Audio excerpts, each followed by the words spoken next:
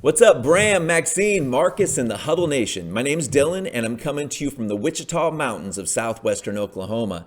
I am applying for the position of world's oldest intern here with the Warriors Huddle, so I appreciate you guys taking the time to listen to me and interview me. I've never been interviewed by 10,000 people before, but I guess there's a first time for everything.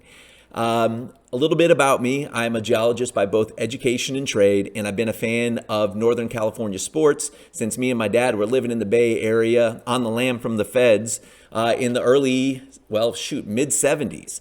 I really came into my own with the Warriors, though, during the Run TMC era in about 1991. Niners fan since 1981, Giants fan since Kevin Mitchell, and I guess that would have been the mid 80s. The boys here at the Huddle have provided a group of questions for us to answer, and so I'll try to run through those, and hopefully my takes are as interesting as I think they are in my head. So the first question they have is, who is your favorite player? So my favorite player is Andre, don't call me Iggy Iguodala. It's for a few reasons. So one, I think he's a kind of a different player, but really he was the first person to really believe in this championship dynasty team. In 2013, when he came over after we beat Denver, the team beat Denver, I don't think anybody saw this coming, and he did. I know We Believe was actually a team, of course, right? But he believed, and that has always stood out to me. He took a risk. Everybody else was just drafted there. He made his way there. The second thing, and I think really this is why I identify with him, is he's a big believer in grind is greater than the reward. Right? You can do things the wrong way and sometimes get lucky and good outcome. But I really like the fact that he's process orientated, right? It's always about trying to do the right thing at every single step to try to maximize the number of rewards. I remember after he won the Finals MVP, it immediately didn't matter to him. What mattered to him was getting back to the process, getting back to the grind. And I think that's a great way to live life, honestly. I know we're supposed to be funny, but that's what I feel about it. I also think that it's very cool that he's about more than just hoops, right? Like he's a financial guru, right? He took his time in the Bay Area and access to all the investors that being a celebrity there gives you, and used it to not only boost himself up, but to boost up a lot of other NBA players who don't have the financial background. And I think he's even doing more than just NBA players who, let's face it, they're already millionaires. He's doing a lot to be able to help different communities figure out financial literacy. And I really dig that. Now, on to something that's a little bit more fun, right? So who's my least favorite? So if you meant team, it's obviously the Lake Show. Nobody likes their fans. Nobody likes their buy-a-team tendencies and entitledness. They're basically the Dallas Cowboys of basketball. Fuck those guys. You can edit that out, Maxine, if you need to. Now, if we're talking about it's a player, it's got to be old DDG, Dirty Danny Green. Hate that guy. You injured Klay Thompson twice in one series in the finals, and you weren't even punished for it. You got a trophy out of it. What is up with that? And though I have never, ever rooted for a player to get hurt, you are not a Warriors fan if when you heard Dirty Danny Green had torn his ACL a couple years ago, you didn't immediately think, karma's a bitch, ain't it? I would say second would be Kiki Vanderway. I haven't forgotten about you. I didn't hate you as a player, but you did suspend Draymond for no other reason than to help Cleveland get back in the series. The next question is, what do I like about the podcast? Well, I think the Warriors Huddle, I've been listening to it since it was Bram, and I forgot his name, but he was a Wizards fan that really started it out. And from the beginning, it was unique. It was wonky. It was fun.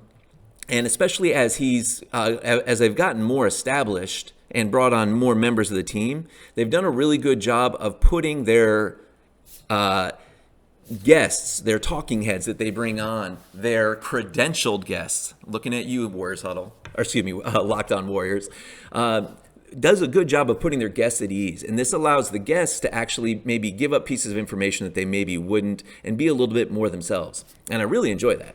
Like I said, I think I've probably caught every show for, 7 years, something like that. What I don't like that friend of the show, Wes Goldberg's hot take about LeBron's GOAT status because he plays defense and MJ didn't get immediately shouted down. I mean, Michael Jordan was a 9-time all-defensive first teamer, 1-time defensive player of the year. Nobody has more than 9 defensive all first teams. That's up there with Gary Payton, Kevin Garnett. What does LeBron have? Like 5, 6? I mean, he's a good defender. But like that being the reason that LeBron is the GOAT because he chased down an injured Iggy. Sorry, don't call me Iggy. Andre going up for a layup? Please get out of here with that. The next question is, what NBA player would you want with you on a zombie apocalypse, or if there was a zombie apocalypse? So my first thought was Rick Granny Shot Barry, because I love that practical mindset. I feel like that's the kind of person you want with you. Like, they don't care how something looks, they care what gets the job done. But then I really decided that just a don't give a fuck attitude and aggression, that's the move in a zombie apocalypse. That's what I want. And so to me, that came down to one answer: the X-Man, Xavier McDaniel. Now, in the 80s and early 90s, he played with Seattle, ended up on those crazy, thuggish Knicks teams. And he's a little bit of Latrell Sprewell mixed with Wayne Brady gonna choke a bitch, topped off with the man has Bobby Portis's eyes. He is crazy. He put Gary Payton in a sleeper hold and put him to sleep on the court because he bumped into him in practice. You know, when we're inevitably surrounded by a million friggin' zombies, there is zero doubt that he's going to see red and charge in. And this is going to give me time to either get a Gatling gun or, better yet, run off. So that's the man I want with me. The last question they have here is, why me? So I said this to Bram and Maxime in my initial interview, and to me it's like Screech said to Lisa on Saved by the Bell. I've been dating you in my head for years. I mean, I've been arguing and talking shit with the huddle since it was just Bram and the Wizards guy. Y'all just didn't know it because you weren't broadcasting me. So I'm ready to make it real right now and go forward with it. I also think I could help even out the scales by joining Bram on the crazy chain to balance out the seemingly stable Marcus and noted Nick Wright doppelganger Maxime. I watch or attend every Warriors game, go to the games up in OKC, go to the games down in Dallas. Some of the games I watch twice. And I come at it from kind of a science nerd background in that I really love the data and the details of why something works or doesn't. Like, I hear Wiseman looks lost, or he looks great on defense, and I feel like it's just so vague, so cliche, so Bob Fitzgerald-esque. I want to know why. Was it that he struggled making the second rotation? Did he die on a screen? Did he double down unnecessarily? Did he not get back? I like that coaches and scouts perspective, and I hope that when I join the huddle, I'll have the ability to go out and find somebody who's like a low-level scout, film guy, coach, who can really dive into some stuff and maybe do like a scout's perspective or a coach's corner or something occasionally on the show. I think the last thing is that I feel like I've lived a bit of an unconventional life, and that tends to make for some interesting talking points. I was a spring break party guide in Acapulco, and I also worked there as the bungee jump tout. I worked as a network engineer. I spent years as a Yosemite climbing bum. I was a manatee wrestler, dive master in Thailand, science teacher in Korea, international ultimate frisbee vagabond, geologist, and trophy husband. Now, I think this allows me to bring some unique perspective and anecdotes to the Warriors Huddle soap opera. And the only thing that's left on my bucket list at this point is to channel my inner Robert De Niro and become the world's oldest Warriors Huddle intern. I hope you guys give me the chance. Thank you very much.